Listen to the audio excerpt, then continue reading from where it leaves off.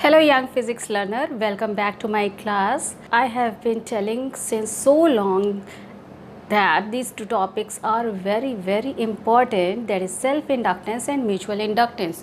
So we are going to study these topics. मैंने थोड़ा सा इंट्रोडक्शन दे दिया था आपको इंडक्टेंस के लिए. Inductance is just like the inertia.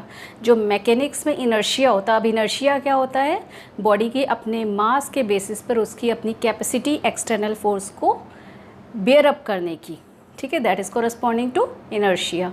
So here inductance is also the case where जो इंड्यूस्ड करंट जो डेवलप होती है किसी भी कॉइल में due to the change in magnetic field, वो इंड्यूस्ड करंट और वो जो फ्लक्स में चेंज आ रहा है जिस कॉइल में इंड्यूस्ड करंट जनरेट हो रही है, उसके बेसिस पर वो कितना इंड्यूस्ड करंट जनरेट कर सकता है, कितनी उसकी कैपेबिलिटी है इंड्यूस्ड करंट या फ्लक्स चेंज को बेयर अप करने की, that is corresponding to inductance. So मैंने आपको लॉ ऑफ इंडक्टेंस बताया था और आज हम उसके बेसिस पर न्यूमेरिकल भी करेंगे. तो न्यूमेरिकल इसलिए इम्पॉर्टेंट हैं क्योंकि आपको ये टॉपिक का फॉर्मूला लर्न हो जाएगा, बट टॉपिक को समझना उससे भी ज़्यादा इम्पॉर्टेंट है. So let's start with the inductance topic and we will take two cases. One is mutual inductance and second one is self inductance. Okay, ये दोनों हमें आज डिस्कस करना है और मैंने आपको बताया that these two topics are very important just because we will get magnetic energy just like we have got the electrical energy in the previous case. We will get magnetic energy and this magnetic energy is useful in electromagnetic wave energy. So जब हम electromagnetic wave की energy और magnetic wave की energy को हम consider करें तो electromagnetic wave की एनर्जी कॉम्बिनेशन है किस दो एनर्जी का? इलेक्ट्रिक वेव की एनर्जी और मैग्नेटिक वेव की एनर्जी. तो आपने इलेक्ट्रिक वेव की एनर्जी निकाल ली है पहले के चैप्टर्स में, ठीक है, और अब आप निकालें. वो कहाँ निकाली थी आपने? कैपेसिटेंस वाला चैप्टर याद है आपको? उस कैपेसिटेंस वाले चैप्टर में आपने इलेक्ट्रिकल एनर्जी का फॉर्मूला निकाला था which is capital U which is equal to half of epsilon naught E square. कुछ रिकॉल हुआ? कुछ याद आया? तो वो फार्मूला आपका और प्लस अभी हम यहाँ पे जो फार्मूला डिराइव करने वाले हैं मैग्नेटिक एनर्जी का, इन दोनों फार्मूले को कंबाइंड करके इलेक्ट्रोमैग्नेटिक वेव की एनर्जी बनती है. और इलेक्ट्रोमैग्नेटिक वेव आपको पता है दिस इज़ वेरी यूज़फुल. कैसे, क्यों यूज़फुल है? क्योंकि आप जो मोबाइल यूज़ कर रहे हो, जिस मोबाइल से ये वीडियो बन रहा है, ये सब कुछ जितना कम्युनिकेशन है, जितना टेलीविज़न ब्रॉडकास्टिंग है, जितनी रेडियो वेव्स हैं, everything depends on electromagnetic wave. आप इलेक्ट्रोमैग्नेटिक वेव की सीरीज़ जिन बच्चों ने देखी हुई है उनको पता होगा कि माइक्रोवेव, गामा रे से लेकर के रेडियो वेव्स तक का पूरा इलेक्ट्रोमैग्नेटिक स्पेक्ट्रम होता है, ठीक है. और ये सारी की सारी वेव्स की अपनी एक यूटिलाइजेशन है. माइक्रोवेव ओवन जिनके घरों में रखा हुआ है आपको पता है उसमें इलेक्ट्रोमैग्नेटिक वेव्स होती हैं, दैट इज़ द माइक्रोवेव्स. तो इनका तो प्रैक्टिकल यूटिलाइजेशन है और आप उसके बारे में पढ़ रहे हो. So you are very fortunate, okay. And this is the very interesting chapter, this is very interactive topic and you will enjoy this topic if you will concentrate over the topic. तो थोड़ा सा focus करना, अपने आप सब समझ में आने लगेगा. और एक और चीज़ है इसके साथ में, पिछले टॉपिक जितने भी लास्ट टॉपिक आपने पढ़े हुए हैं वो सारे के टॉपिक जितने magnetic effect of electric current के जो टॉपिक्स हैं वो यहाँ पर आएंगे, ठीक है. तो थोड़ा सा रिव्यू कर लेना एक बार को, या उसको ओपन करके उसका फॉर्मूला देख लेना, वरना तो मैं यहाँ पर आपको बताने ही वाली हूँ उसके बारे में, बट अपने आप से पता करोगे तो ज़्यादा आपके माइंड में जाएगा वो टॉपिक, ठीक है. So let's start with this mutual inductance and self inductance. सबसे पहले मैंने आपको लॉ ऑफ इंडक्टेंस बताया था, ठीक है. लॉ ऑफ इंडक्टेंस के बेसिस पर, अब लॉ ऑफ इंडक्टेंस में आपको बताया मैंने कि किसी भी कॉइल में अगर फ्लक्स में चेंज हो रहा है, फैराडे लॉ ने कहा फ्लक्स में चेंज होगा तो इंड्यूस करंट जनरेट होगी. तो कॉइल में फ्लक्स में अगर चेंज हो रहा है तो वो फ्लक्स में चेंज दो सोर्सेज के थ्रू हो सकता है. जैसा कि मैं अपने लेक्चर्स में स्टार्टिंग से बताती आ रही हूँ कि जब आप magnetic effect of electric current मैंने स्टार्ट किया था, मैंने आपको बताया था कि फ्लक्स जो भी मैग्नेटिक फील्ड होती है उसके दो सोर्सेज होते हैं. One is what? करंट. अगर करंट है, ऑर्स्टेड प्रिंसिपल ये कहता है कि current carrying wire magnetic field generate करता है, तो एक करंट जो होती है वो मैग्नेटिक फील्ड जनरेट कर सकती है। क्लियर? और दूसरा सोर्स, ये सोर्सेज हैं, समझ लेना। इसको समझाने से पहले ये सारे बेसिक क्लियर होने रिक्वायर्ड है। तो मैं आपको एक रिव्यू दे रही हूँ, ये सब कुछ आप डिटेल में पढ़ चुके हो पहले, मेरे पिछले लेक्चर में आपने देखा हुआ है। So first one is the current source and second one is the magnet. ठीक है, एक मैग्नेट मैग्नेटिक फील्ड जनरेट करता है या तो एक करंट मैग्नेटिक फील्ड जनरेट करती है। तो ये जो लॉ ऑफ इंडक्टेंस है ये सेकेंड सोर्स के लिए नहीं है। अभी तक आप इलेक्ट्रोमैग्नेटिक इंडक्शन चैप्टर में जो सोर्स पढ़ रहे थे वो क्या था? मैग्नेट था। मैग्नेट को कॉइल के नियर बाई ला रहे हो तो क्या हो रहा है? फ्लक्स इंक्रीज़ हो रहा है, यानी फ्लक्स में चेंज हो रहा है। मैग्नेट को कॉइल से दूर ले जा रहे हो तो भी फ्लक्स में चेंज हो रहा है। तो जब भी फ्लक्स में चेंज होता है देन इंड्यूस करंट जनरेट होती है। तो अब हमने ये मैग्नेटिक सोर्स को हटा दिया, हम किसकी बात करेंगे? करंट की। ठीक है, current is also a source of magnetic field.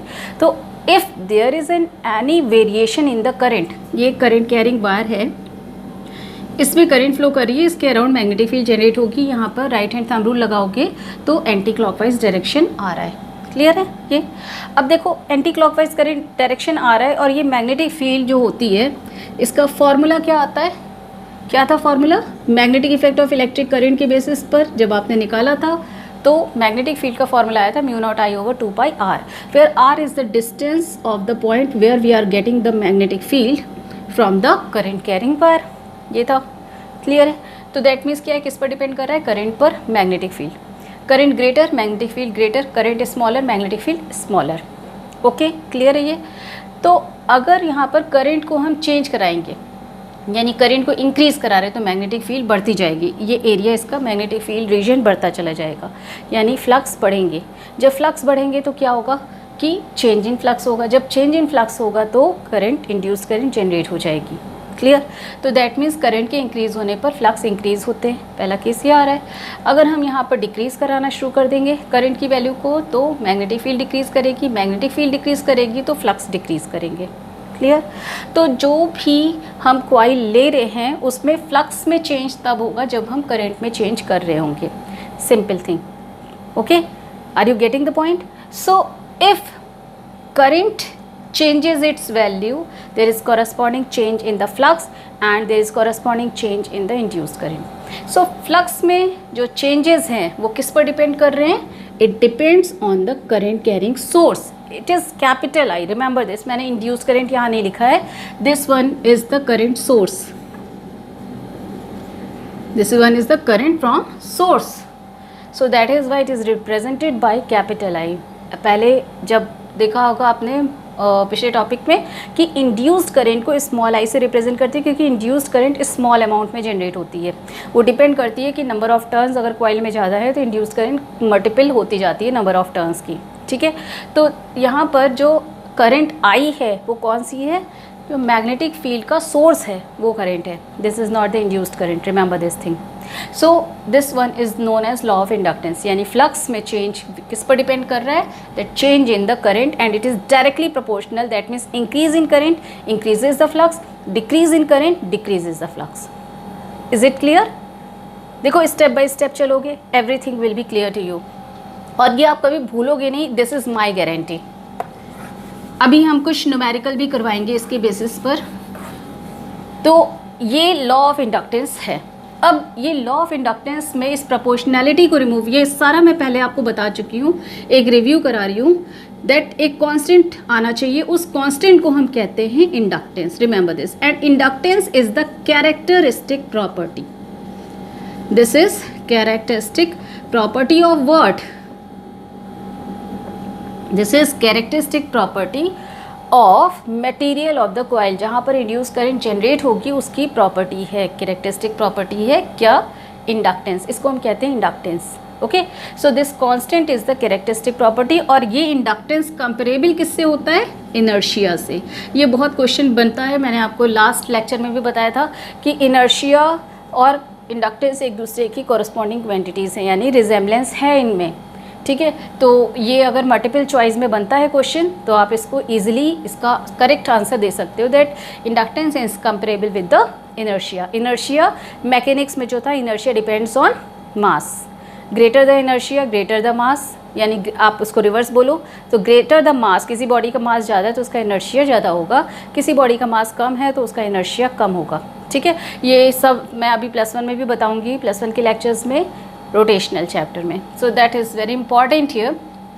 Inductance is corresponding to inertia. So this inductance K is a characteristic property and it is of two kind. One is mutual inductance and one is self inductance. तो अब इस law के बाद हम ये पढ़ने जा रहे हैं क्या चीज़, सेल्फ इंडक्टेंस और म्यूचुअल इंडक्टेंस। अब होता क्या है, ये नेमिंग क्यों की गई है वो भी आपको अभी समझ में आएगा, क्लियर। लेकिन सबसे इम्पॉर्टेंट चीज़ जो आपको माइंड में फिक्स रखनी है कि जहाँ पर हम लॉ ऑफ इंडक्टेंस लगा रहे हैं वहाँ पर मैग्नेटिक फील्ड का सोर्स, फ्लक्स चेंज का सोर्स क्या है, this is just a current, okay, and this is the law of inductance.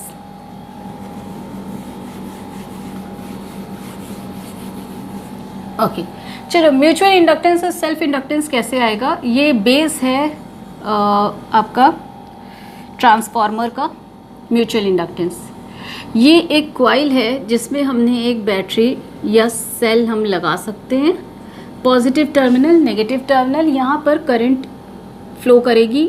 अब यहाँ पर मैं एक रियोस्टेट बना देती हूँ। रियोस्टेट सबको पता है क्या होता है रियोस्टेट, इसको RH से रिप्रेजेंट किया जाता है, फिजिक्स लैब में देखा होगा। Rheostat is a device that can vary the current, that can divide the potential difference, यानी इसके दो फंक्शन होते हैं। वन इज़ टू चेज द करेंट, यहाँ पर रेजिस्टेंस ग्रेटर अप्लाई हो जाता है, इतना छोटा सा डिवाइस होता है, रैपिंग होती है कॉइल की, अलॉय की होती है, अलॉय कॉइल होती है और उसकी रैपिंग होती है, उस पर एक जॉकी मूव कर रहा होता है। ठीक है, फिजिक्स लैब में देखा होगा, बहुत सारे बच्चों ने देखा होगा, और जो बच्चे फिजिक्स लैब नहीं यूज़ करते हैं उनको मैं ये एक आइडिया दे रही हूँ कि ये जो रियोस्टेट होता है that is a device, electrical device that can vary the current, और one more functioning is that can divide the potential of the battery. Battery का पोटेंशियल अगर 12 वोल्ट है और सर्किट में केवल 4 वोल्ट रिक्वायर्ड है तो आप रियोस्टेट को एज अ पोटेंशियल डिवाइडर लगा सकते हो और वो 12 वोल्ट का डिवीज़न हो जाएगा किसमें, 4 वोल्ट एंड 8 वोल्ट में। तो 4 वोल्ट सर्किट में जाएगा, बाकी 8 वोल्ट यूज़ नहीं होगा। So in this manner that rheostat can work. So यहाँ पर जो सिंबल बना हुआ है, यहाँ पे सिंबल बना है करंट कंट्रोलर का, यानी ये करंट को वेरी करा रहा है। रियोस्टेट का दूसरा सिंबल होता है पोटेंशियल डिवाइडर का, जो इस तरीके का सिंबल होता है। एंड अगर रियोस्टेट का ऐसा सिंबल बना है तो ये करंट कंट्रोलर है। दोनों ही रियोस्टेट हैं लेकिन दोनों के सिंबल में डिफरेंस है। This one is as a potential divider and this one is a current controller rheostat. ठीक है, और दोनों के नॉब यानी हम जो सर्किट में कनेक्ट करते हैं उसके कनेक्शन में भी वेरिएशन होता है, इसी बेसिस पर हम यहाँ पर सिंबॉलिक रिप्रेजेंटेशन देते हैं। ठीक है, so let's start with this one कि म्यूचुअल इंडक्टेंस होता क्या है। ये एक कॉइल है जिसमें करंट फ्लो कर रही है, this is the conventional current. यहाँ पर करंट जारी होगी इस कॉइल में, और ये कॉइल एक सोलेनाइड की तरह बिहेव कर रही है। तो मैग्नेटिक फील्ड का फॉर्मूला सोलेनाइड के लिए क्या होता है, μ0 n × I, where n is the number of turns in this coil, number of turns per unit length। Length जो सोलेनाइड की होती है उसके बेसिस पर आप यहाँ पर रखते हो। ठीक है, यानी small n is equal to क्या होता है, capital N divided by length of the solenoid. Capital N is number of turns, small n number of turns नहीं है, रिमेंबर दिस थिंग। ठीक है, तो अगर म्यूचुअल इंडक्टेंस की बात हो रही है तो यहाँ पर इस कॉइल में जब करंट फ्लो करेगी तो यहाँ मैग्नेटिक फील्ड जनरेट होगी इसके अराउंड, और मैग्नेटिक फील्ड जब जनरेट होती है ये इस तरीके की मैग्नेटिक फील्ड जनरेट होगी। सारा आप सोलेनाइड वगैरह का केस पढ़ चुके हो, जिस डायरेक्शन से करंट आती है वहाँ पर साउथ पोलैरिटी बन रही होती है उस साइड में, और दूसरी साइड में नॉर्थ पोलैरिटी बन रही होती है। तो obviously magnetic field lines north to south move कर रही होंगी outside the coil, and inside the coil from south to north it is behaving like a magnet. ठीक है, तो वो डिटेल अभी मुझे यहाँ नहीं बतानी है, आपने अगर उसकी डिटेल देखनी है तो मेरा वो सोलेनाइड वाला लेक्चर आप देख सकते हो। ठीक है, now next one is a coil having no current. एक दूसरी कॉइल ले ली है जिसमें कोई करंट नहीं है, और यहाँ पर हम एक गैल्वेनोमीटर लगा सकते हैं करंट के डिटेक्शन के लिए। तो म्यूचुअल का मीनिंग होता है that the induced current will be generated in the next coil, in the different coil. अगर डिफरेंट कॉइल में इंड्यूस्ड करंट जनरेट हो रही है, ठीक है, तो ये म्यूचुअल इंडक्टेंस है। जो सोर्स है, सोर्स कॉइल है, उसमें सिर्फ कन्वेंशनल करंट है, और एक न्यू कॉइल, एक नेक्स्ट कॉइल ली गई है जिसमें कि इंड्यूस करंट जनरेट होगी, तो ऐसा प्रोसेस म्यूचुअल इंडक्टेंस प्रोसेस कहलाएगा। क्यों? क्योंकि यहाँ पर हम टू कॉइल्स का यूज़ कर रहे हैं which are placed nearby to each other, so that if there is a variation in the current, ये फर्स्ट कॉइल में जब करंट में वेरिएशन होगा तो मैग्नेटिक फील्ड चेंज होगी। मैग्नेटिक फील्ड चेंज होने से ये देखो ऐसे यहाँ पर मैग्नेटिक फील्ड लाइंस इसमें से पास आउट हो रही होंगी। जब करंट में वेरिएशन होगा तो मैग्नेटिक फील्ड लाइंस इंक्रीज़ हो सकती हैं दूसरी कॉइल के थ्रू या डिक्रीज़ हो सकती है, यानी कि फ्लक्स इंक्रीज़ हो सकता है या डिक्रीज़ हो सकता है। डिपेंड कर रहा है कि हम जो सोर्स कॉइल है उसमें हम करंट क्या कर रहे हैं, इंक्रीज़ करा रहे हैं या डिक्रीज़ करा रहे हैं। तो दैट इज़ वाई यहाँ पर क्या होगा कि फ्लक्स में इंक्रीज़ अगर होगा तो इंड्यूस्ड करंट कॉरस्पॉन्डिंग इंक्रीज़ कर जाएगी, फ्लक्स में डिक्रीज़ हो रहा होगा तो इंड्यूस्ड करंट चेंज होगी। सो that is the case here. Induced current में चेंज होने से फ्लक्स में चेंज होने से सेकेंड कॉइल में फ्लक्स में जब चेंज होगा तो इंड्यूस्ड करंट जनरेट होगी, और इंड्यूस्ड करंट डिपेंड करती है फ्लक्स में चेंज के डायरेक्टली प्रोपोर्शनल आती है। So that is why induced current flux में चेंज की प्रोपोर्शनलिटी में आएगी। वो कहाँ से आता है? EMF formula delta phi divided by delta t, minus sign आप यहाँ यूज़ कर सकते हो, and I induce current is equal to E divided by R. R is the resistance of this coil, जिस कॉइल में इंड्यूस्ड करंट जनरेट हो रही है। सो E के फॉर्मूले में देखो तो delta phi divided by delta t, और यहाँ पर डिवाइडेड बाई आर आ गया। ठीक है, तो फाई की डायरेक्टली प्रोपोर्शनल है इंड्यूस्ड करंट, यानी चेंज अगर इंक्रीज़ हो रहा है तो करंट इंक्रीज़ हो जाएगी, चेंज अगर डिक्रीज़ हो रहा है तो करंट डिक्रीज़ हो जाएगी इंड्यूस करंट। लेकिन चेंज से इंड्यूस्ड करंट जनरेट होगी, that is a fixed thing, that is the must thing, necessary essential things here, कि इंड्यूस करंट तो जनरेट होगी ही होगी। Is it clear? तो ये केस है आपका किसका? म्यूचुअल इंडक्टेंस का। अब सेल्फ इंडक्टेंस का केस देख लो।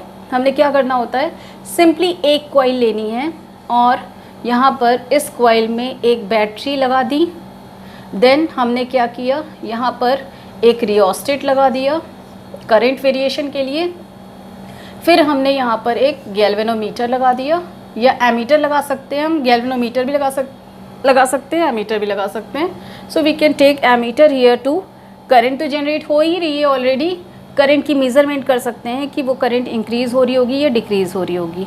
सो we can take here an ammeter. This one is rheostat as a current controller. This is battery. अब यहाँ से बैटरी से जब करंट फ्लो करेगी तो इस कॉइल में इंड्यूस करंट जनरेट होगी। ये साउथ पोलैरिटी होगी जिस साइड से करंट आ रही है, and this one is north polarity. So magnetic field would be generated in this manner. ठीक है, अब मैग्नेटिक फील्ड लाइन्स जनरेट हो रही है outside the coil, inside south to north, ये तो आपको पता ही है, magnetic field lines are the close loop. अब इनमें देखो क्या होगा कि if we are going to change this current, rheostat है लगा हुआ, हमने एज अ करेंट कंट्रोलर हम यहाँ यूज़ कर रहे हैं। If we will going to decrease the current here in this coil, so what will happen, the formula is same. ये सोलेनाइड है तो फॉर्मूला जो यहाँ पर आपने यूज़ किया था मैग्नेटिक फील्ड का, this one is the formula, B is equal to mu naught N I. Clear? अब अगर हम करेंट को इंक्रीज़ या डिक्रीज़ कराएंगे, सपोज हम इंक्रीज़ करा रहे हैं, if we will going to increase the current, so what will happen, that with increase in current there is an increase in magnetic field, that means there is a increase in the flux value corresponding to this coil। यहाँ पे flux increase होने लगेगा, जब current increase हो रही है तो flux भी increase हो रहा है, magnetic field बढ़ जा रही है because of this formula। ठीक है, मैग्नेटिक फील्ड इंक्रीज़ होगी, फ्लक्स इंक्रीज़ हो जाएगा। जब फ्लक्स इंक्रीज़ हुआ अपनी इनिशियल वैल्यू से तो हम चेंज इन फ्लक्स निकाल सकते हैं, phi two minus of phi one. Flux में चेंज हुआ है तो चेंज इन फ्लक्स। अब फेराडे कहते हैं जहाँ पे फ्लक्स में चेंज हुआ वहाँ पर इंड्यूस करंट जनरेट होगी, और लेंज लॉ ये कहता है कि इंड्यूस करंट जो जनरेट होगी वो अपने कॉज का अपोज करेगी। ठीक है, जनरेशन के कॉज का अपोज करेगी। तो यहाँ पर अगर फ्लक्स में इंक्रीज से ये जनरेट हुई, यानी कि करंट हमने इंक्रीज़ कराई थी और तब इंड्यूस करंट जनरेट हुई है, तो इंड्यूस करंट का डायरेक्शन ऐसा होगा कि वो कन्वेंशनल करंट को अपोज करेगी। यानी if conventional current is I is going to increase, then induced current must be generated opposite to the conventional current in the same coil. Same coil में generate हो रही है, इसलिए सेल्फ इंडक्टेंस कहते हैं इसे। देखो पहले मैकेनिक्स दोनों की समझ लो क्या हो रहा होगा, तब हम बात करेंगे यहाँ पर। तो इंड्यूस्ड करंट अपोजिट डायरेक्शन में जनरेट होगी सेम कॉइल में, स्मॉल अमाउंट में, और हम यहाँ पर इंड्यूस्ड करंट के लिए यहाँ पर जो फॉर्मूला रखेंगे वो क्या हो जाएगा, आई टोटल करंट के लिए आई माइनस ऑफ आई, यानी टोटल करंट क्या हो रही है, पहले की वैल्यू से कम हो जाएगी, क्योंकि हम इंक्रीज़ करा रहे हैं तो इंक्रीज़ कराने का इंड्यूस करंट अपोज करेगी। अगर हम डिक्रीज़ करा रहे होंगे, सपोज नेक्स्ट केस की करंट को आई को हम डिक्रीज़ करा रहे हैं, if we are going to decrease this current, conventional current rheostat की हेल्प से हमने रेजिस्टेंस वैल्यू यहाँ बढ़ा दी, करंट डिक्रीज़ करेगी, तो कन्वेंशनल करंट के डिक्रीज़ होने पर क्या होगा कि इंड्यूस करंट प्रोड्यूस हो जाएगी सेम डायरेक्शन में, इस डायरेक्शन में जिस डायरेक्शन में कन्वेंशनल करंट है। करंट का डायरेक्शन तो सेम रहेगा, वो डिक्रीज़ कर रही है अमाउंट में, तो if it is going to decrease conventional current then induce current must be produce in the same direction to support the current. पहले क्या करी थी, अपोज करी थी, क्यों, क्योंकि इंक्रीज़ हो रहा था। अब डिक्रीज़ हो रहा है तो डिक्रीज़ करने का अपोज करे, यानी कि वो इंक्रीज़ कराएगी उसकी वैल्यू को। That means the net current here in this second case should be I plus small I, conventional current plus induce current, अगर यहाँ पर डिक्रीज़ हो रही होगी। तो ये दो केसेस है, first case and the second case. ये आपने पहले लिया था, चलो first case and this one is second case.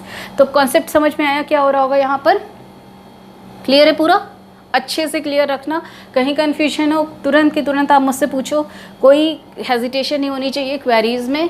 और क्योंकि ये बेस कॉन्सेप्ट है, कॉन्सेप्ट अगर आपको क्लियर हो गया एक बार को तो वो हमेशा आपके माइंड में फिक्स हो जाएगा। तो यही टाइम है आपके क्वेरीज पूछने का, कहीं भी प्रॉब्लम हो तुरंत क्वेरी पूछो, क्योंकि पूरा टॉपिक अगर आप दोबारा से पढ़ना शुरू करोगे विद ब्लैंक माइंड तो ऑब्वियसली आपको बहुत ज़्यादा टाइम लगेगा।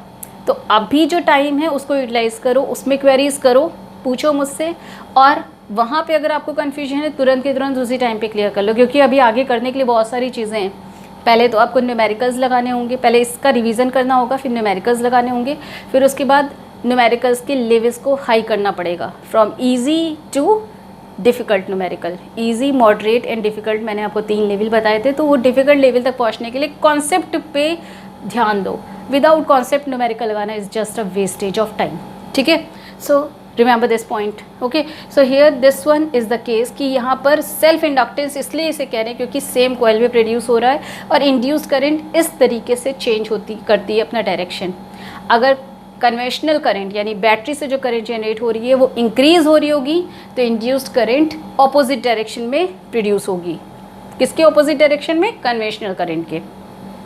यानी ये केस होगा।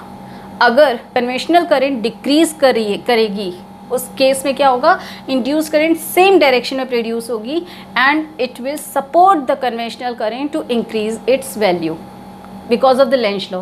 रीज़न क्या है इसके पीछे? लेंज लॉ, फिर Oersted law, then solenoid case, then Faraday law, then Lenz law. ये सारे साइंटिस्ट ने आप लोगों के लिए वर्क दिया हुआ है, ठीक है। तो वो वर्क आपको करना है अच्छे से। तो साइंटिस्ट का जो ये कॉन्सेप्ट है उसको आप अच्छे से अपने माइंड में कर लो। ये तो इनिशियल बेस है, इस पे आगे जा कर के आपके पास डिस्कवरी करने के लिए भी बहुत सारी चीज़ें हैं। जो बहुत डीपली सोचते हैं उनके लिए डिस्कवरी करने के लिए भी इसी टॉपिक में बहुत सारे ऑप्शंस हैं। Okay, so here this case is known as self inductance because the induced current is generated in the same coil. This case is known as mutual inductance because the induced current is generated in the different coil. ठीक है। Now इसमें भी यही same thing हो रही होती है। ये कन्वेंशनल करंट अगर इंक्रीज हो रही होगी तो यहाँ पे इंड्यूस करंट ऑपोजिट डायरेक्शन में जनरेट होगी। ये डाउनवर्ड डायरेक्शन में तो इंड्यूस करंट ऑपोजिट यानी अपवर्ड डायरेक्शन में जनरेट होगी और इसी के बेसिस पर यहाँ पर गैल्वेनोमीटर में डिफ्लेक्शन होगा। ठीक है। इस कॉइल में कोई भी सोर्स नहीं था। आप देख लो, ये सेकेंड कॉइल है, इसमें कोई भी सोर्स नहीं है। This one is first coil, this one is second coil. So कोई भी सोर्स यहाँ पर नहीं लिया गया है और यहाँ पर गैल्वेनोमीटर में अगर डिफ्लेक्शन हो रहा है दैट इंडिकेट्स कि इंड्यूस करंट जनरेट हुई है। क्लियर? तो अगर कन्वेंशनल करंट इंक्रीज होगी तो इंड्यूस्ड करंट कन्वेंशनल करंट के ऑपोजिट डायरेक्शन में जनरेट होगी and the formula will come here in this manner. Total current, दो कॉइल्स की टोटल करंट अगर आप निकालोगे तो इस तरीके से आएगी। यहाँ पे ये फ्रूटफुल इसलिए होता है क्योंकि आप एक ही कॉइल में करंट देख रहे हो। यहाँ पर अलग अलग कॉइल में करंट है तो आपको एज सच एडिशन या सब्सट्रैक्शन का उतना इंपॉर्टेंस नहीं रहता है। बट अगर आपसे टोटल कॉइल करंट दोनों की पूछी जाए तो आप निकाल सकते हो। Clear the that this point is clear to you? Okay, so next one कि अगर यहाँ पे कन्वेंशनल करंट डिक्रीज़ करेगी तो डिक्रीज़ करने पे इंड्यूस्ड करंट सेम डायरेक्शन में प्रोड्यूस होगी और गैल्वेनोमीटर का डिफ्लेक्शन रिवर्स हो जाएगा, यानी ऑपोजिट डायरेक्शन में हो जाएगा। तो यहाँ पर भी लेंज लॉ की एप्लीकेशन के बेसिस पर ही इंड्यूस्ड करंट का डायरेक्शन वेरी करेगा। ओके, सो आई होप कि this initial basic mechanics is clear to you. Mutual means what is the meaning of mutual and what is the meaning of self. I hope this point is clear to you. Mutual में बहुत सारी books में इस तरीके से भी diagram दिया हुआ है। एक कॉइल बाहर की साइड बड़ी लेते हैं जिसमें कन्वेंशनल करंट फ्लो कर रही होती है और एक कॉइल अंदर की साइड ले लेते हैं स्मॉल, जिसमें कि इंड्यूस्ड करंट जनरेट होगी। ये भी म्यूचुअल इंडक्टेंस का केस है जिसे हम कहते हैं कोएक्सियल कॉइल। लेकिन मैं इस केस से नहीं समझाती हूँ, और ऐसे केसेस के न्यूमेरिकल अगर बनते हैं तो आपको इस केस को इस केस में कन्वर्ट इजीली आप कर सकते हो, और इस केस से अगर आप समझोगे तो it will be more clear to you. तो जो कोएक्सियल कॉइल वाला केस है उस केस को आप तुरंत के तुरंत इस केस में कन्वर्ट कर लो, इस फिगर में कन्वर्ट कर लो, it will be more easier for you. ठीक है, everything is clear to you? Any query, any problem? Yes और नो? देखते हैं आज कितना हो पाता है। ठीक है, बाकी मैं आपको नेक्स्ट डे करा दूंगी। So first case is the mutual inductance. फिर से आपको सेम फिगर ड्रॉ करनी पड़ेगी।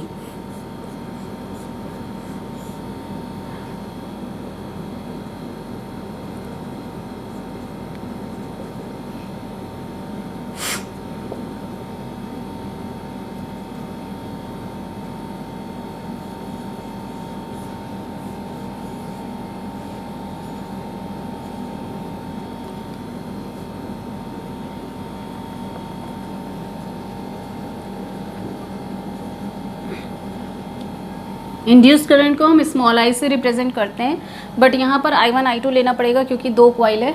Let the number of turns in the first coil is N1, number of turns in the second coil is N2, radius of first coil is R1, radius of second coil is R2, the length of first coil is L1, the length of second coil is L2। This one is first coil, this one is second coil. Current already आपको बता दिए। Magnetic field जो यहाँ पर generate हो रही है first coil में ही जनरेट हो रही है, so that is be here. Clear है ये सारा केस? मैंने आपको बता दिया।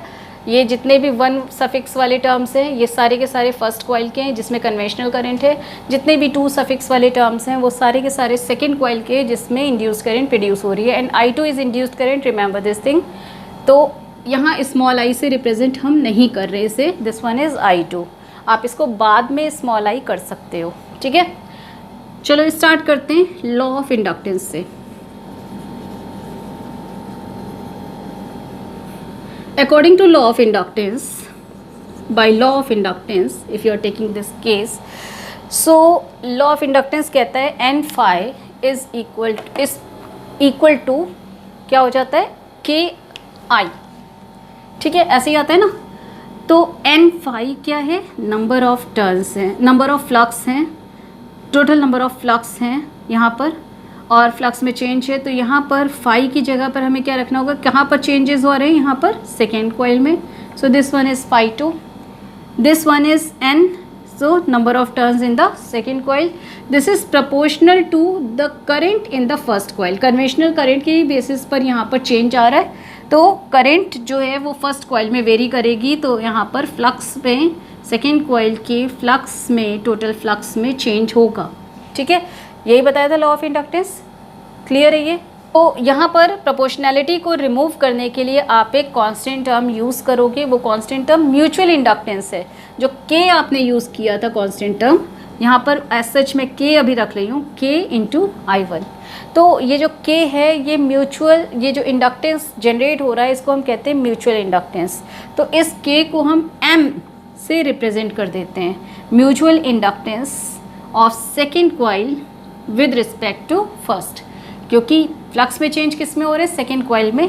तो इस तरीके का हमने कॉन्सेप्ट रख दिया कि mutual inductance of second coil with respect to first multiplied by I1 N two phi 2। अच्छा, मैंने आपको लॉ ऑफ इंडक्टेंस में बताया था कि जो के होता है which is known as the inductance, ये इनर्शिया के इक्विवेलेंट होता है, बताया था।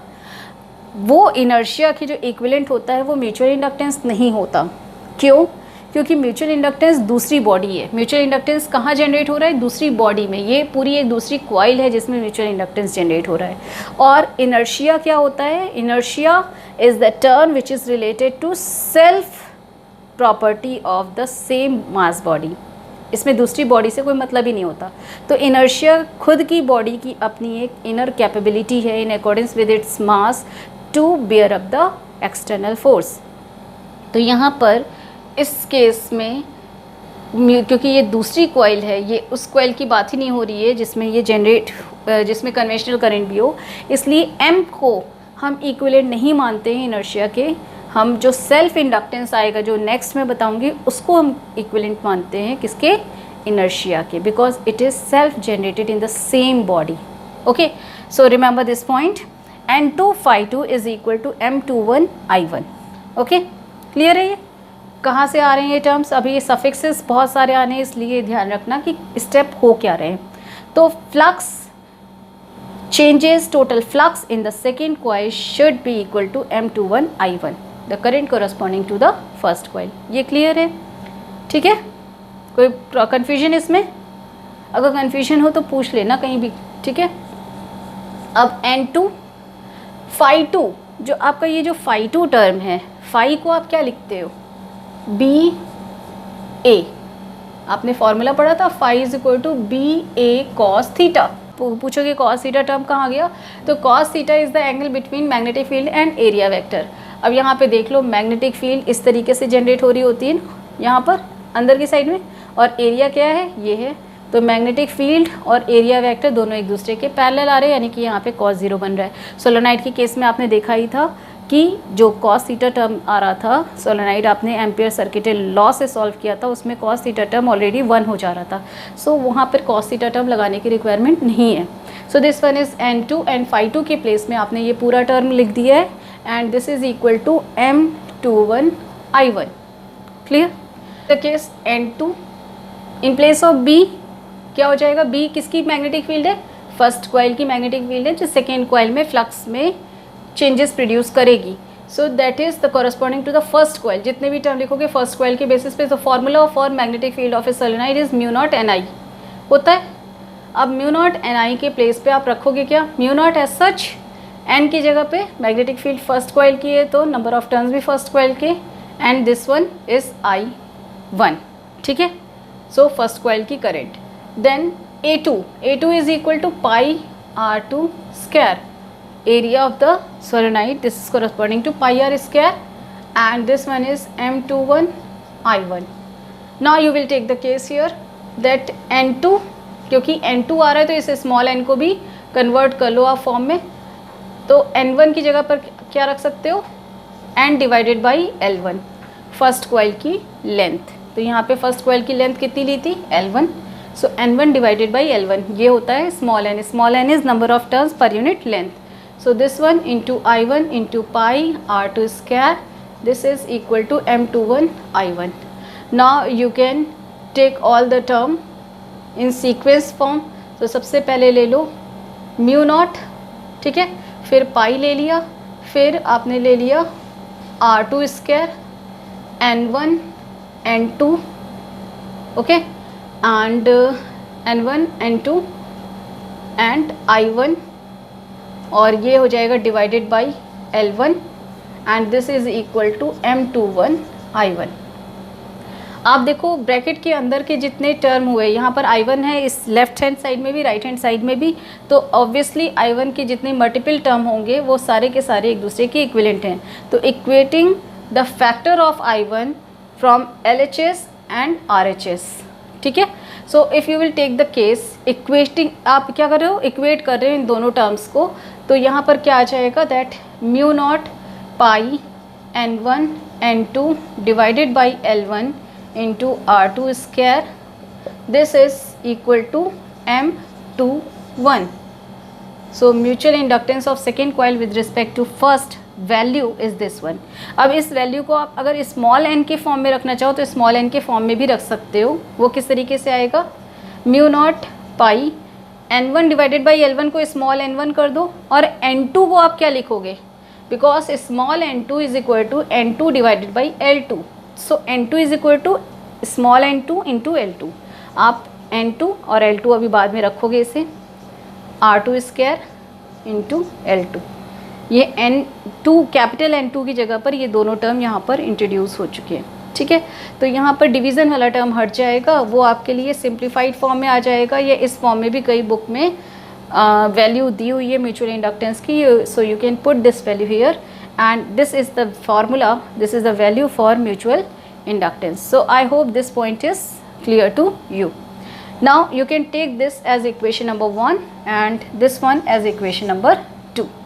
So now we are going to find out the value of this EMF, that means electromotive force, in the case of mutual inductance. Okay, तो अब मैं इसको रब कर देती हूँ. Equation 1. यहाँ अगर हमें EMF चाहिए तो क्या करना चाहिए, सोचो इसे. अगर इलेक्ट्रोमोटिव फोर्स चाहिए यहाँ इस इक्वेशन से, तो क्या करना होगा. फैराडे लॉ याद है. फैराडे लॉ के अकॉर्डिंग्स में induced EMF that should be equal to d phi by d t. तो आपको क्या करना है कि लेफ्ट हैंड साइड वाले और राइट हैंड साइड दोनों तरफ आप टाइम डेरिवेटिव ले लोगे. यानी आप इसको इस तरीके से लिखोगे, by taking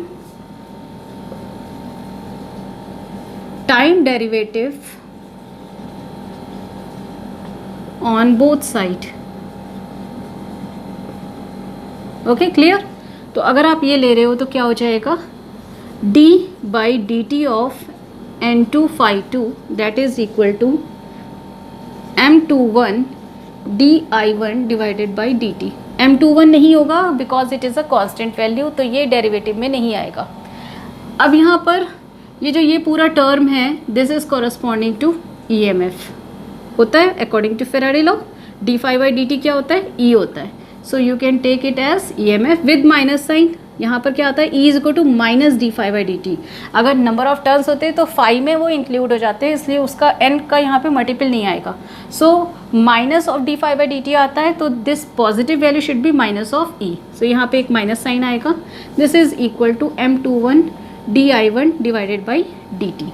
so you can take it as E is equal to minus m21 di1 divided by d t. और ये तो आपका इलेक्ट्रोमोटिव फोर्स का फॉर्मूला आ गया.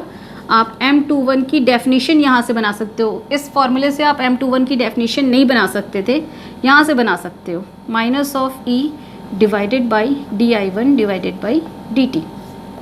ठीक है, अब डेफिनेशन कैसे बनेगी. What is mutual inductance. तो म्यूचुअल इंडक्टेंस होता क्या है, इसको करोगे कैसे, डिनोमिनेटर टर्म को 1 कर दोगे, ये पूरा 1 हो गया. ठीक है, तो डेफिनेशन बनेगी, mutual inductance of second coil with respect to first is equal to electromotive force generated in the second coil for unit rate of change of current. Unit means 1 for unit rate of change of current in the first coil. I1 है यहाँ पर, तो current में कौन सी होगी, first coil की current. So again I am repeating the definition, you can note it down. Mutual inductance of second coil with respect to first is equal to electromotive force generated in the second coil for unit rate of change of current in the first coil. Clear, note कर लिए. Minus sign को definition में हम include नहीं करते हैं. सो I hope कि ये जो म्यूचुअल इंडक्टेंस की डेरिवेशन है, ये डेरिवेशन आपको क्लियर हो गई होगी. इनमें से जो फार्मूले न्यूमेरिकल में यूज़ होते हैं वो ये फार्मूला है, और कुछ न्यूमेरिकल्स में ये फार्मूला भी यूज़ हो जाता है. सो इस फार्मूले को लर्न करने की सच रिक्वायरमेंट नहीं है, बट अगर जो बच्चे लर्न कर सकते हैं that will be much more better for them. Otherwise as such ऐसी कोई रिक्वायरमेंट नहीं है इस फार्मूले को लर्न करने की. आपको ये फार्मूला डेफिनेटली लर्न होना चाहिए हर एक बच्चे को. ठीक है, so that is the case of mutual inductance. Okay, now let's start the case of self inductance. Self inductance figure मैं आपको पहले से ही बता चुकी हूँ, so no need to draw the figure again. We will take the case only. एक ही कॉइल है, उसमें नंबर ऑफ टर्न्स n है, उसकी लेंथ l है, उसकी रेडियस r है. R is the radius, remember this, and उसमें फ्लक्स फाई जनरेट हो रहे हैं, एंड और क्या होता है उस पर current, conventional current capital I है। ओके, इतने केसेस हैं। सिंगल कॉइल है तो आपको N1 N2 यानी 2 सफिक्स यूज़ करने की रिक्वायरमेंट नहीं है। So according to law of inductance, if you will take the case, वो फिगर सेल्फ इंडक्टेंस की अगर आप बनाना चाहो तो दोबारा बना सकते हो इसमें साथ में। N5 the flux change in the same coil proportional to the current in the coil. यहाँ पर I1 I2 कोई सफिक्स नहीं आ रहा है, उसी कॉइल में जनरेट हो रहा है इसलिए। सो करंट कितनी है I। Now N5 this is equal to L into I। What is L here? L is the constant K, जो इंडक्टेंस लिया था इसको हम कहते हैं सेल्फ इंडक्टेंस। ये बहुत यूज़ होने वाला है AC चैप्टर में, इसलिए अच्छे से समझ लो। L बहुत ज़्यादा यूज़ होगा। LCR सर्किट है, ऐसी सर्किट है, LR सर्किट है। L एक्चुअली चोक कॉइल जो होती है, जो आपकी ट्यूबलाइट में यूज़ होती है, उसके लिए हम सेल्फ इंडक्टेंस यूज़ करते हैं। तो सेल्फ इंडक्टेंस बहुत जगह यूज़ होना आगे, इसलिए इसकी इंपॉर्टेंस है। इसको अच्छे से समझ लो कि वो जो कांस्टेंट K था उसको हमने यहाँ पर L यूज़ किया हुआ है। म्यूचुअल इंडक्टेंस जनरली ट्रांसफार्मर के केस में आता है, बट सेल्फ इंडक्टेंस बहुत सारे सर्किट में आता है, क्योंकि हर एक सर्किट की कॉइल का अपना एक इंडक्टेंस होता है। इवन म्यूचुअल इंडक्टेंस में भी एक अपना सेल्फ इंडक्टेंस है। जो बेसिक प्राइमरी कॉइल थी वो उसमें सेल्फ इंडक्टेंस होगा, ठीक है। So N5 is equal to Li। You will take this case again in place of phi. Step same है जैसा म्यूचुअल इंडक्टेंस में किया था। फाई की जगह पर क्या आ जाएगा? BA Li। एक ही कॉइल है, सारा सेम टर्म चलेगा। B is mu naught Ni into A की जगह पे क्या लिख सकते हो? Pi R square, that is equal to Li। I term इधर आ चुका है। आप चाहो तो इस वाले n को कन्वर्ट कर लो स्मॉल n में, जैसा लास्ट केस में किया था। तो क्योंकि स्मॉल n क्या होगा? Capital N divided by L। Length क्या ली थी? L। So we can take small n, एक बार इसके लिए आया, इंटू L। कैपिटल N की जगह पर ये टर्म हो गया म्यू नॉट Ni पाई R स्क्वायर Li। ठीक है, सारे टर्म एक साइड में रख करके I को अलग कर लो ताकि हम फैक्टर्स को इक्वेट कर सकें। So we will take here that सबसे पहले आपने लिया म्यू नॉट, ठीक है, फिर लिया आपने n 2 टाइम्स है, n स्क्वायर हो गया, ओके, पाई हो गया, R स्क्वायर हो गया, L हो गया, this much multiplied by I। सारे टर्म्स हो गए, इसमें 6 टर्म हो गए ये, ठीक है, that is equal to Li। Now equating the factor of I, दोनों साइड में I है तो आप फैक्टर को इक्वेट कर सकते हो। So L that mean self inductance की वैल्यू कितनी आ रही है? Mu naught n square pi R square L। So that is the formula for L। No need to learn this formula, you will get it in your mind if you will solve so many numericals based on this topic. So here L is equal to this one. अब आपको definition बतानी है self inductance की। उसके लिए क्या करना पड़ेगा कि ये जो आपकी फर्स्ट इक्वेशन थी, this one is the equation number 1 इन सेल्फ इंडक्टेंस टॉपिक, इसको आप फैराडे लॉ से सॉल्व करोगे। So you will take the differentiation of equation 1 by differentiating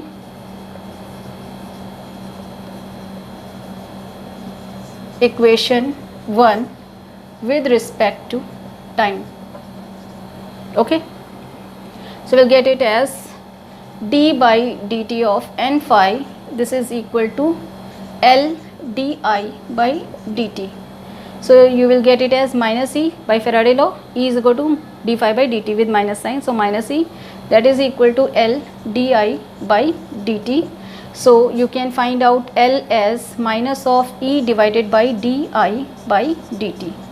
So you can solve this, you can define this L term, that means self inductance, as self inductance of a coil is defined as the electromotive force.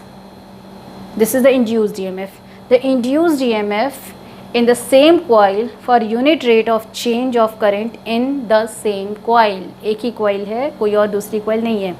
Repeating the definition, self inductance of a coil is defined as the induced EMF produced in that coil for unit rate of change of current in the same coil.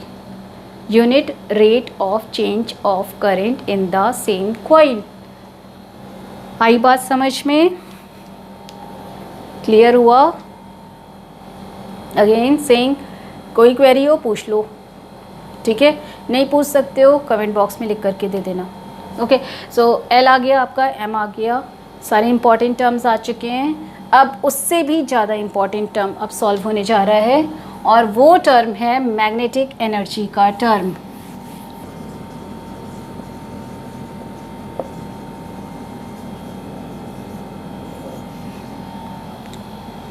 Okay, हमें use करनी होगी ये वाली equation. इस equation को हम use करने वाले हैं, ठीक है? इस इक्वेशन को नेमिंग कर दो इक्वेशन नंबर 2। तो यही सेल्फ इंडक्टेंस की डेरिवेशन से ही हमें निकालनी है मैग्नेटिक एनर्जी की derivation. So we will take the case as E is equal to minus of L d I by d t. ये होता है, कहाँ से आया आपका? Using equation 2। Got it? ये इक्वेशन थी। नाउ E है क्या? This is the electromotive force is a kind of potential difference. तो पोटेंशियल डिफरेंस में और वर्क डन में क्या रिलेशन है? क्यों हमने ये किया, इसके पीछे भी रीज़न सोचो। कि मैग्नेटिक एनर्जी निकालनी है, तो magnetic energy is a kind corresponding to work done. जो वर्क डन होगा, वर्क डन कौन कर रहा है? जो करंट सोर्स है वो वर्क डन कर रहा है। तो वर्क डन जो होगा वो एनर्जी फॉर्म में स्टोर होगा, और वही क्या है? मैग्नेटिक एनर्जी है। तो हमें यहाँ पे मैग्नेटिक एनर्जी निकालने के लिए वर्क डन चाहिए, और वर्क डन हमें मिलेगा पोटेंशियल डिफरेंस से, और पोटेंशियल डिफरेंस हमारे पास ये है EMF। तो इसी को हम यूज़ कर लेंगे तो हमारे पास आ जाएगा work done. So we will take it as कि इन दोनों में जो रिलेशन होता है वो आपने पढ़ा था, V is equal to W divided by Q, यही होता है। ओके, आपने रख दिया यहाँ पर कि V है तो V की जगह पे E रख दिया। That means E is equal to क्या हो जाएगा? W divided by Q, that is equal to minus L d I by d t. ये जो माइनस साइन है इसको आप चाहो तो हटा सकते हो, क्योंकि माइनस तो आपका लेंज लॉ की इंडिकेशन है। अभी एनर्जी निकालने में माइनस की क्या रिक्वायरमेंट? एनर्जी माइनस में तो होती नहीं है कभी, ठीक है? सो उसको हटा दो। सो W that is equal to L Q d I by d t. Now L Q is equal to क्या होता है? I is equal to d q by d t. अगर हम ये स्मॉल अमाउंट ऑफ चार्ज ले रहे होते तो हम यहाँ पर डी क्यू लिख सकते थे। dV यानी स्मॉल अमाउंट ऑफ वोल्टेज के लिए डी क्यू लिख सकते थे। सो W divided by D Q. अगर आप चाहो तो यहाँ पे डी डब्ल्यू भी यूज़ कर सकते हो, ठीक है? इसको आपने ले लिया D W by D Q. So D W by D Q, सब जगह पे डी क्यू आ गया स्मॉल वैल्यूज़ के लिए, और ऑब्वियसली क्योंकि इंड्यूस्ड EMF स्मॉल अमाउंट में जनरेट होता है तो आप स्मॉल वैल्यू ले सकते हो। So here it will come as d W, this is equal to L into d q को आप क्या लिख सकते हो? I d t. So you can take it as I d t into d I by d t. D t term cancel हो गए and you will get it as L I d I. Clear है? ये clear है? Integrating on both side, total work निकालना है। Current में हम change करते जा रहे हैं, तो ऑब्वियसली इसमें क्या आएगा कि एक नेट चेंज आएगा, वही मैग्नेटिक एनर्जी फॉर्म में कन्वर्ट हो जाएगा। So will take it as this one d W. अब ये इंटीग्रेशन के बाद क्या हो जाएगा? यहाँ पर मैं कर रही हूँ W that is equal to, पूरा इंटीग्रेट कर दिया। इसको आप मिनिमम और मैक्सिमम वैल्यू पे रख लो। मिनिमम 0 करंट है और मैक्सिमम I करंट हो जाती है, तो क्या होगा यहाँ पर कि 0 टू I अगर आप ले रहे हो then it will come as L बाहर आ गया, I का integration this will come as I square divided by 2, ठीक है ना? I स्क्वायर डिवाइडेड बाई 2 हो जाएगा। तो अगर आप यहाँ पर लोगे, लिमिट लगाओगे तो I स्क्वायर डिवाइडेड बाई 2 पे एक बार 0 लगाओगे तो 0 आएगा, दूसरी बार I लगाओगे तो I आ जाएगा। That means W this is equal to half of LI square. LI square आ रहा है, तो आप यहाँ पे क्या रख सकते हो? Because this work is equal to energy. कौन सी एनर्जी? वो एनर्जी जो मैग्नेटिक फॉर्म में कन्वर्ट हो चुकी है। So this energy E is equal to W। So that means आप यहाँ पर एनर्जी को U से ही रिप्रेजेंट करो, E से नहीं, क्योंकि हमने पिछले केस में भी U से रिप्रेजेंट किया था। So U that is equal to क्या हो जाएगा यहाँ पर? Half of LI square. ये आपकी एनर्जी आ गई। अगर इस एनर्जी को कंपेयर करोगे तो इसमें से अगर आप देखोगे कंपेयर करोगे तो half of C V square and half of L I square. C is capacitance, L is inductance, V is potential difference, I is current. This is energy, electrical energy. This is magnetic energy. So magnetic energy का formula आ रहा है half of L I square और electrical energy का formula होता है half of C V square. तो देखो तो फॉर्मूला आपका इक्विवेलेंट आ रहा है। अब हम यहाँ पर निकालेंगे energy density, magnetic energy density. जैसे आपने इलेक्ट्रिकल एनर्जी डेंसिटी निकाली थी वैसे ही मैग्नेटिक एनर्जी डेंसिटी आएगी, ठीक है। तो energy density, magnetic energy density, so that will be, you know that energy density is equal to energy per unit volume, यही होता है, ठीक है। अब energy density U is equal to क्या हो जाएगा, half of L I square divided by volume. Volume कितना होगा, वॉल्यूम को हम लिख सकते हैं एरिया इनटू लेंथ। ये जो कॉइल है ये एक तरीके का सिलेंड्रिकल शेप है, तो कॉइल का क्रॉस सेक्शनल एरिया और कॉइल की लेंथ को मल्टीप्लाई कर दो तो वॉल्यूम आ जाएगा। क्लियर हो रहा है ना। ये देखो ये एरिया है क्रॉस सेक्शनल एरिया, और क्रॉस सेक्शनल एरिया से पूरी लेंथ मल्टीप्लाई कर दो तो ये एक सिलेंडर बनता है। तो सिलेंड्रिकल एरिया के लिए आप एरिया इनटू लेंथ यूज़ कर सकते हो। So that is the formula here. Now is equal to this one. Now half as such रखा हमने। एल के लिए क्या फॉर्मूला आया था, जो आपका कॉम्बिनेशन में फॉर्मूला निकला था यहाँ पर, वो फॉर्मूला था म्यू नॉट, 5 टर्म्स थे आई को छोड़ करके, mu naught pi n square r square L, 1 2 3 4 5, okay, divided by area into, area को आप क्या लिख सकते हो, कॉइल का एरिया कितना है पाई आर स्क्वायर, लेंथ एल, और यहाँ पर हो गया आई स्क्वायर। जो टर्म कैंसिल हो सकते हैं कैंसिल कर दो वो टर्म, बचा क्या, energy density is equal to half of this is mu naught n square I square, okay. अब देखो एन स्क्वायर आई स्क्वायर आ रहा है तो इसको हम ऐसे भी लिख सकते हैं that energy density is equal to half of mu naught N I whole square. ऐसा क्यों किया, क्योंकि म्यू नॉट एन आई जो होता है वो मैग्नेटिक फील्ड होता है। यहाँ पर एन स्क्वायर आई स्क्वायर तो था, म्यू नॉट स्क्वायर करने के लिए म्यू से मल्टीप्लाई कर रहा है तो म्यू से डिवाइड करेंगे म्यू नॉट से, so you will get a mu naught in the denominator too. Now mu naught N I को आप लिख दोगे magnetic field, so this one is B square and 1 over mu naught, this is energy density, ठीक है। अब यहाँ पर थोड़ा सा कंपेयर करो, अगर देखो एनर्जी डेंसिटी जो आई है यहाँ पर, ये this is U which is equal to half of mu naught B square, और इलेक्ट्रिकल एनर्जी, ये मैग्नेटिक एनर्जी है। इलेक्ट्रिकल एनर्जी क्या होती है, electrical energy density U small u E is equal to half of epsilon naught E square. ये कहाँ आपने किस में सॉल्व किया था, कैपेसिटर वाले ही चैप्टर में सॉल्व किया था, और सेम मेथड से जो ये आपका फॉर्मूला ये आ गया था एनर्जी का, इसको आपने क्या किया था, डिवाइडेड बाय वॉल्यूम कर दिया था तो एनर्जी डेंसिटी आ गई थी। यहाँ पर भी आपने देखो डिवाइडेड बाय वॉल्यूम किया है तो आपकी क्या आ गई, मैग्नेटिक एनर्जी डेंसिटी।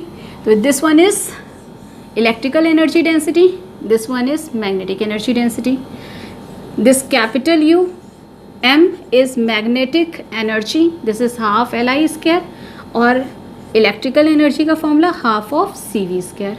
तो देखो फार्मूला लर्न करने में कितनी रिजेम्बलेंस है, यानी आप लोगों के लिए इजी वर्क है कि आप ये फार्मूला अपने माइंड में रख सकते हो, और बाकी न्यूमेरिकल लगाते जाओगे तो अपने आप ही ये फार्मूले आपके माइंड में रहेंगे, ठीक है।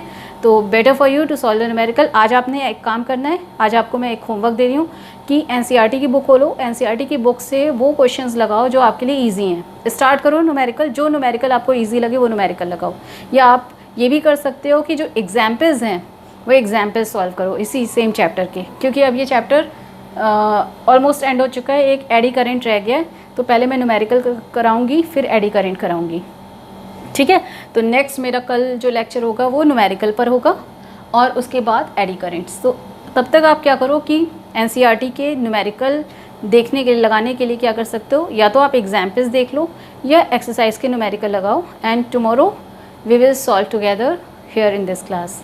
So thank you for today.